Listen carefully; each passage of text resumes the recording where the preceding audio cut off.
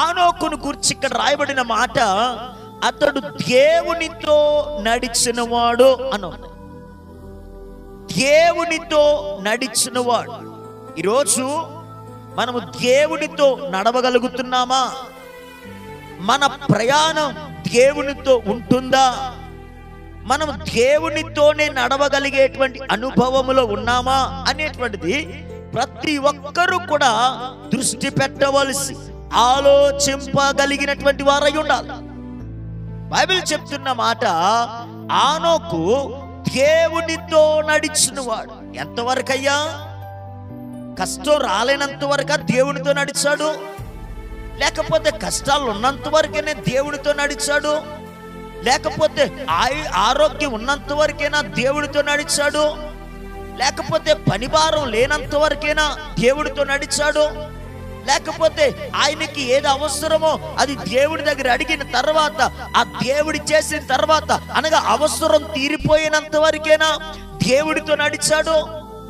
అంటే కొంతమంది ఇలాంటి వాళ్ళు ఉంటారుగా, అవసరం అంటే దేవుడితో నడవటం, అవసరం తీరిన తర్వాత దేవుడిని వదిలిపెట్టడం.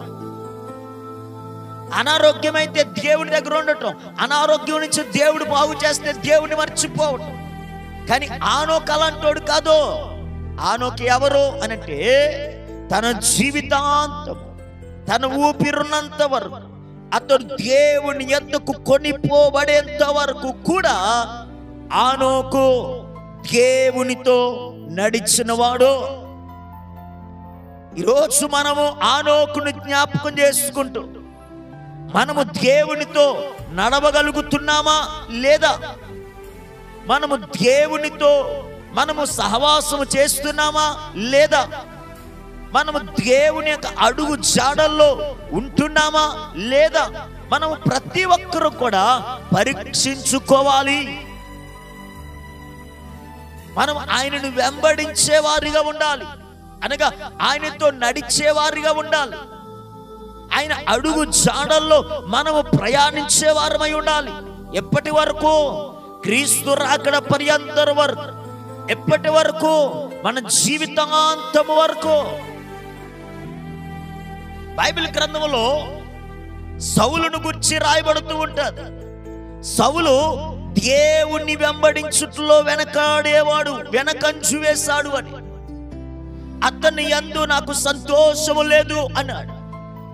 దేవుణ్ణి వెంబడించుట్లో వెనకాడినవాడు, వెనకంచు వేసినవాడు సౌలు.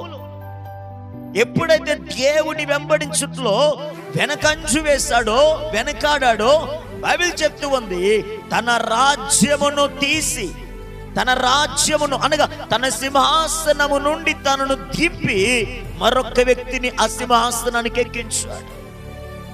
దేవుని వెంబడిస్తే ఘనత, దేవుని వెంబడిస్తే ఆశీర్వాదం. దేవుని వెంబడించకుండా కానీ నీ ఉంటే, నీకు దేవుడిచ్చిన వాటిని కూడా ఏం చేస్తాడో తెలుసా? తీసి నీకంటే మంచిగా యేసుని వెంబడించే వారి చేతికి అప్పగిస్తాడు.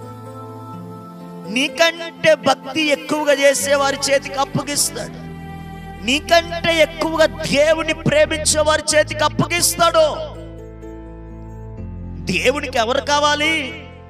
తన్ను తానుగా, హృదయపూర్వకంగా, ఇష్టపూర్వకంగా, 100% దేవుని పిచ్చిగా, దేవుని ఎక్కువగా నమ్మి ఆత్మీయ భక్తిలో కొనసాగి దేవునితో నడిచిన వారు కావాలి. ఈరోజు మనం ద్విమనస్సుతో ఉంటే పని జరగదు. 2 ఆలోచనలతో ప్రయాణిస్తే పని జరగదు. ఇంకా 2 పడవల మీద ప్రయాణించేటటువంటి వారుగా ఉంటే అటొక కాల్ ఇటొక కాల్, సముద్రములో గాని 2 పడవల మీద ప్రయాణిస్తే మధ్యలో పడిపోవడమే తప్ప, సముద్రము మధ్యలో పడిపోతే ప్రమాదానికి గురైపోతాము. ఎలాగో అలాగే నీ ఆత్మీయ జీవితంలో కూడా ద్విమనస్సు ఉండకూడదు, ద్వి ఆలోచనలు ఉండకూడదు, 2 ప్రయాణాలు ఉండకూడదు. బ్రతుకుతే దేవుని కొరకని బ్రతుకో, చనిపోయిన దేవుని కొరకని చనిపో అంతే. కష్టమైతే దేవుడు, కష్టాలు తీరుస్తే దేవుని వదిలిపెట్టే పరిస్థితులా? అవసరం ఉంటే దేవుడు, అవసరం తీరిన తర్వాత దేవుడు అవసరం లేదని బ్రతుకుతున్నటువంటి బ్రతుక? ఈరోజు దేవుడు సూటిగా నీతోనే మనందరితోనే మాట్లాడుతున్నాడు. కష్టమైన, బాధ అయిన, ఇరుకైన, ఇబ్బంది అయిన దేవుని కొరకు మనము నడవాలని ఒక తీర్మానంలోనికి వచ్చాం. బ్రతుకు కాలం అంతయు కూడా ఆయన కొరకు మాత్రమే బ్రతకగలిగిన వారమై ఉండాలి మనం.